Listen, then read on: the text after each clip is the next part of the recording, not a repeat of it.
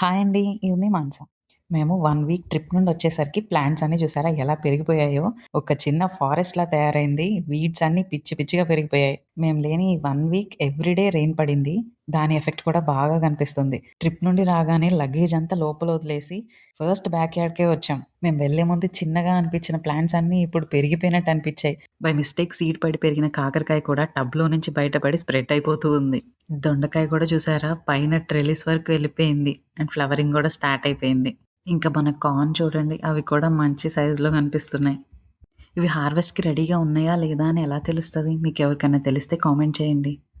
ఇవే కాదు ఇంకా మన క్యారెట్, కాలీఫ్లవర్, టొమాటో గూడా బాగా పెరిగిపోయాయి. అన్నీ ఫ్లవరింగ్ స్టార్ట్ అయ్యి హార్వెస్ట్‌కి రెడీగా ఉన్నాయి.